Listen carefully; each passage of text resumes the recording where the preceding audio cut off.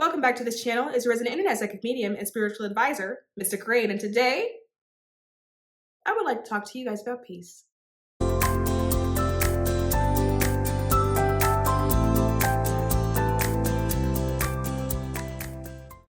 want to talk to you guys about something. I want to talk to you guys about peace, and I want to talk to you specifically about how to find it and how to live it out in your life.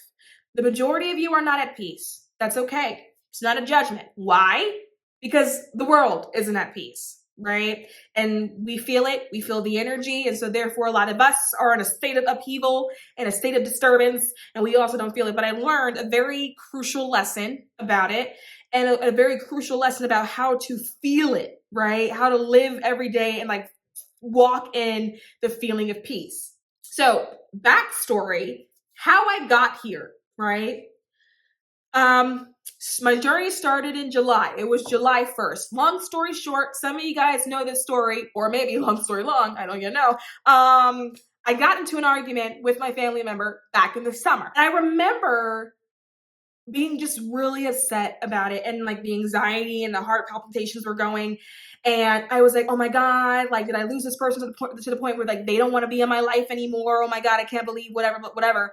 And because I have like dynamics there, abandonment issues, I'm working through it, it's a shadow thing. And in the midst of my like emotional upheaval, I pulled out my phone to respond and to like text the person back.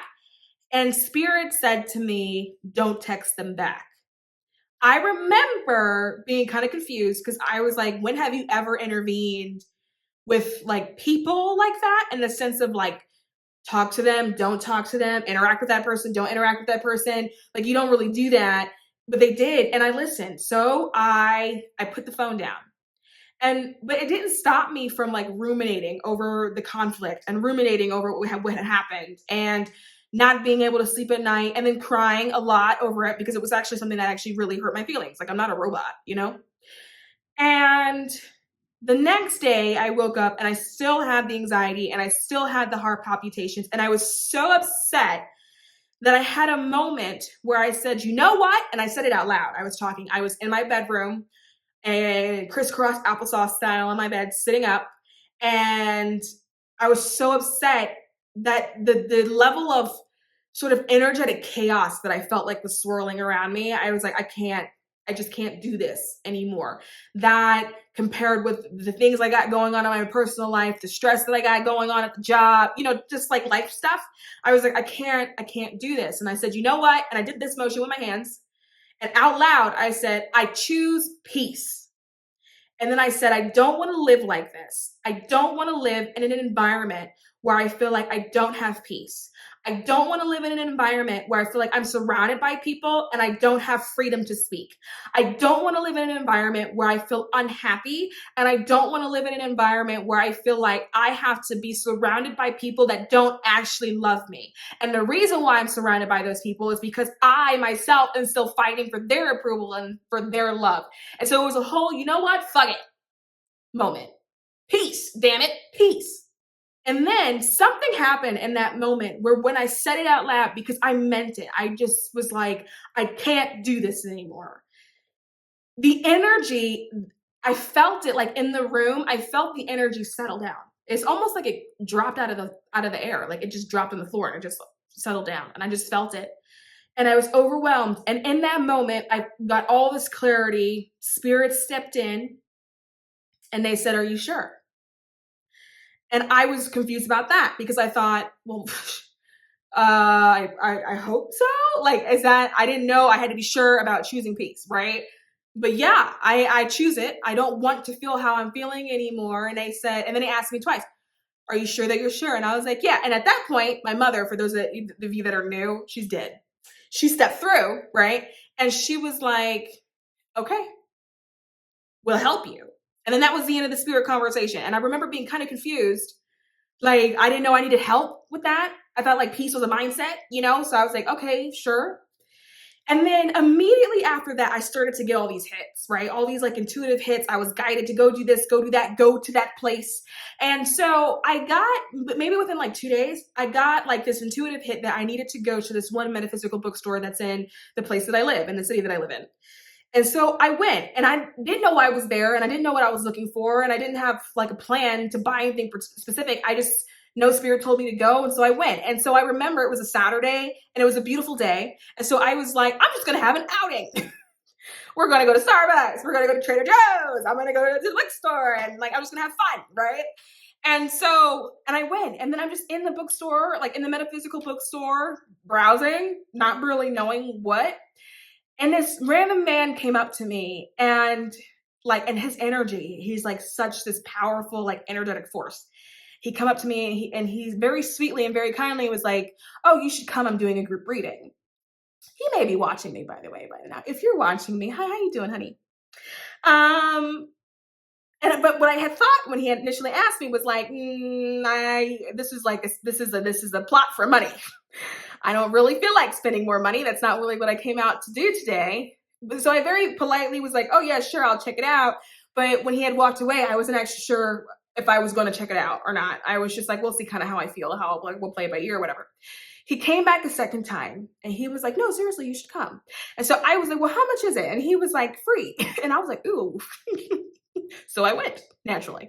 And so I went, and the intuitive messages that I was getting and the information that I was channeling for myself, that I had been channeling for like weeks prior, when he did the group reading, he did it where he did a reading for each person down the line. And when he got to mine, it was verbatim. He said verbatim what Spirit had been telling me, like word for word. And I was like, oh, this man's the truth, right? After that session, he was like, well, hey, I do like group Reiki healing. I have a session tomorrow. You should come. Prior to that, I was never someone that was like super into like Reiki like that. Like I respected it for what it was, but I wasn't like super hard into it. And I had never really properly done it. I knew the mechanics of it, but whatever. And, but so I went, and I got there, and he asked the group, everyone individually, why are you here? And I said, I don't know. You offered, and I feel like I'm guided right now, and I'm just following Spirit's direction. And so he was like, okay, cool. And I did that. And I just kind of was there with the intention of like, I'm open to whatever I'm supposed to know. Right. In that first month, what happened was I came out of that Reiki session, and everything became so clear. All of a sudden, conflicts that I had with people years ago made perfect sense. Why certain things lined up the way it lined up made perfect sense. Things about me that I was confused of made perfect sense. And then I would be put in these situations where I could see it with clarity. All of a sudden, I could see people who were in my life that shouldn't be there. I could see why they shouldn't be there.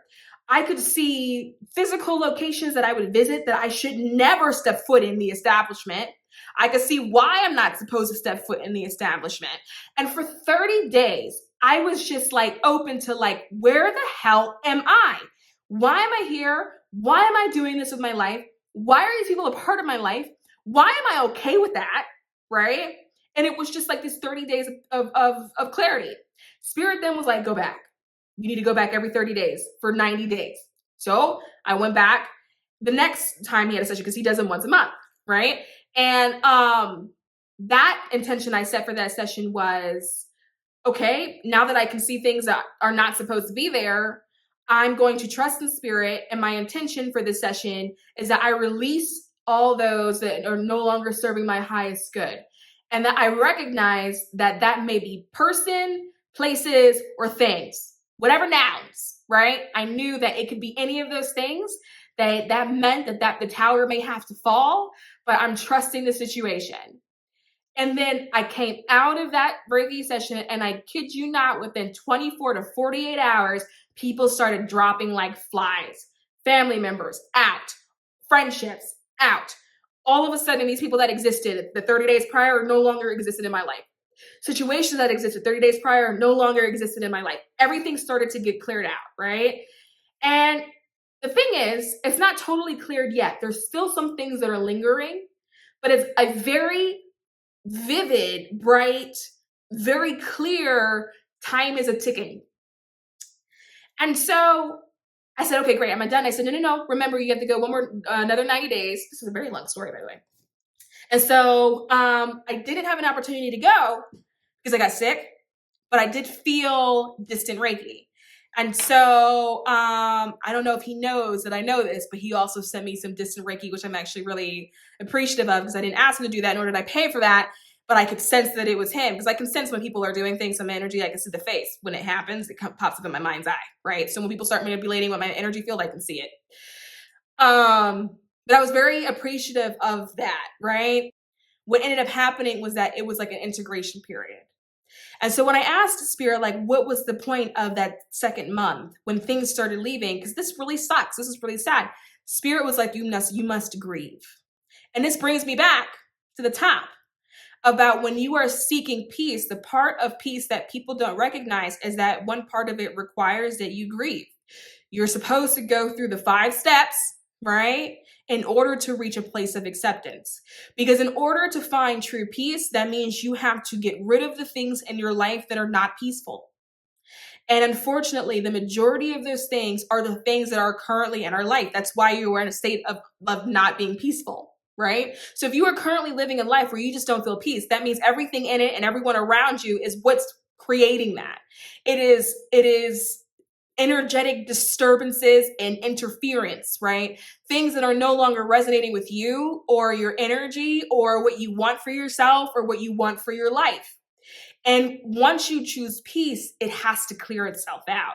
And so what ends up happening is you end up triggering like a tower moment. And so now I understand for myself why Spirit was like, are you sure you want to do this? Because that means that you must have another life. And that means that you are going to have to overcome knowing that you may not know what's on the other side. But if you're choosing peace, that means we, in order to help you, will have to get rid of all of those things that are not bringing you peace. And it turned out it was a lot of people that I was not previously aware of and a lot of circumstances that I was not previously aware of. They started to leave. And then I had a period where I had to grieve for like 30 days. And in that grieving, what I realized was that it wasn't like grieving an actual death. It was grieving the reality that I had created for myself. It was grieving the reality that I knew, the reality that I understood. It was grieving this life that I had created for myself because part of my journey was accepting that the life that I had built, the life that little me had goals of building, the dreams that I had wanted to achieve, me having achieved those things, looking around and realizing, what the hell did I just do? Being in a position where I have managed to manifest the life I thought I wanted and manifest the people that I thought I wanted with me. And then to realize none of that brought me peace. None of it. If anything, it was disrupting it. And then I had to grieve that dream that little me set years ago. I had to grieve the illusion that I had created for myself in terms of what a reality like this would actually mean to me. And I had to accept that I was not only letting that go, letting that dream go, letting that reality go, and letting the people, places, and circumstances go with it. I had to accept that I didn't know what was on the other side. All I knew and still know is that I am choosing to leave behind what I always thought I wanted. And because of that, there has to be a grieving period after you choose peace. Because your mind isn't at peace. Because you start to realize that things are not working for you. And that creates a level of cognitive dissonance. Because holy crap, how did I get here? You start looking around at all the four walls and you're like, why am I here? You start assessing relationships around you and you're like, how did this happen? How did I get here? Why am I here? How did I let it get so out of hand that I'm here? And what I've learned is that it's not that it got out of hand. It actually was in hand. Because for me anyway, I actually manifested what I thought I wanted. Turns out I just don't like it very much. It's like when a kid thinks they like chocolate ice cream and then they discover, oh, I don't really like it very much. That was me, by the way. I thought I would like it. Not a big fan of chocolate ice cream. Like chocolate though. But that was my choosing peace. And then there was a 90-day period, they said. And that 30 days, the final 30 days was for integration. And so what I was able to do, all of those missing pieces of the puzzle, because they were missing, right? First, I had to first accept that there was a puzzle, which was the first 30 days of seeing what wasn't working, right? And then I had to accept that the puzzle of me had pieces that were missing. And the pieces that were missing were the parts that wasn't working, right? Then I had to go on a quest to find those pieces in order to put them back in the puzzle. And then after finding the pieces, had to then sit down and figure out where in the puzzle are they supposed to go. And then once I figured that out, then I could slowly start the process of reintegrating, which is the phase that I'm in now. But now that I'm in this phase, what has happened is that I feel a lot more assured, like self-assured, and a lot more confident when it comes to what I want and what I don't want in my life, and what works for me and what's not working for me. And I feel very confident and trusting that the things that had to go and the people that needed to leave are in fact the ones that needed to leave. And I also have learned that they can leave and I can still love them. Just because they are leaving my life because I want to grow and I want to be free and I want to be happy and I want to choose peace doesn't mean that that means I can't love them anymore. But what I have learned is that I can't be at peace if I know you are actively not at peace. I can't have you in my life when I know that you are a bundled wreck. When you are someone that's not actively seeking your health, your healing, and your happiness. And we all know people in our lives that are not like just miserable, they're actively miserable, right? It's one thing to be miserable and being in a depressive state, but you're trying to figure out how to come out of it and like what to do about it. Even if you don't have the answer, there's still something that happens to people where they are still ruminating on like, how do I fix this? Or at least at a minimum want to fix it. But then there's another group of people who don't have a desire to fix it. There's a group of people who are used to that being their life and they choose to sit in that space and they choose to sit in that energy and they're not doing anything about it. And I had to accept that those people were close to me and I loved them dearly. But I want to do something about it. I have to understand that, yeah, sure, there was a lot of suffering in life. And yeah, sure, there were a lot of things that happened to me. But I can make the decision on what happens to me now. And I want to be happy and I want to be at peace. I don't want to make the decision to continuously be miserable. And if you are making that decision for yourself to continuously be miserable, then this won't work. Because every time we are physically in each other's presence, you are going to make me miserable. And I don't want that for my life. And so I had to learn that it has nothing to do with not loving you. And it has nothing to do with not wanting to physically be around you. It had to do with me understanding that in order for me to get my peace, I had to let go of all of those that were no longer at peace because those energies no longer go together. And so because of that, I've started releasing a lot of things. A lot of people have left and I actually feel a lot lighter. I have a lot more clarity because I'm seeking peace. But here's another thing I've learned. Peace is contagious. There has been times where I've been at, let's say, for example, at work, right? And like, work, because works in general are aggravating, right? Jobs in general have like aggravating circumstances a lot of the times, right? And so, and there's been moments where maybe it would be an aggravating circumstance and I would say to myself, you know what? I'm choosing peace. Meaning I'm choosing not to allow my energy field to get woven up and mixed up in this actual energy field that is not at peace. I don't like the energetic disturbance. I'm choosing peace. I understand that this thing is happening at work. I prefer peace. Therefore, I'm choosing it. But what I've noticed is that people have heard me say it. And I have noticed other colleagues to themselves, when things happening, mumble to themselves, I'm choosing peace. And I've noticed people back out of certain situations and circumstances that they may have not previously done. Or they would have previously been a part of, right? So they are now choosing to choose peace and remove themselves from those situations. And I was really in awe to see that peace, when you were actively practicing it, you are giving other people permission to practice it for themselves. You are giving other people permission to know that it's possible. Because at the end of the day, most people do want that, right? People want happiness, they want freedom, they want love, but they also want peace, right? And when people see you modeling that and they see, oh, that's how you pursue that, people will start to copy you, and they will start to sort of emulate what you're doing, and they will start to make conscious efforts to choose peace. Because another thing I had to learn in this very short journey was that peace is a conscious decision. That is why people say, oh, peace is internal. If you want peace, you must find it within.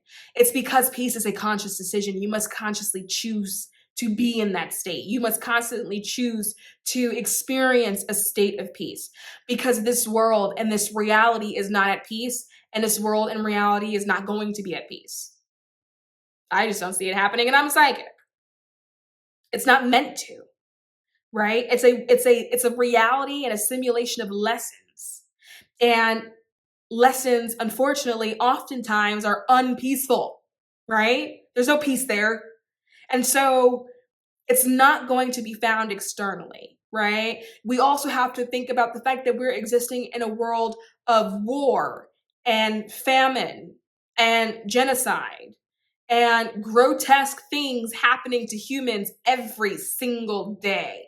The energy that's on this planet is not an energy that has an ability to replicate that of peace. And so if you want to experience it, you have to choose to experience the state of consciousness that is peace. And that means choosing it every time you find a situation where they're just not where you are.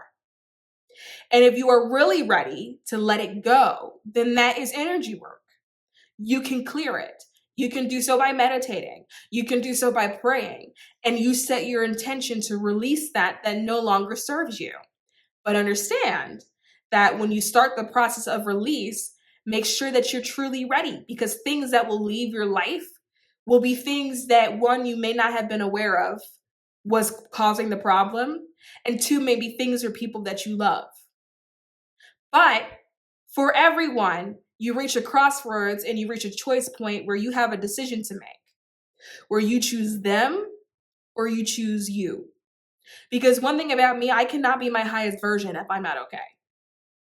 And I love you. And yeah, I would love to go to brunch, right?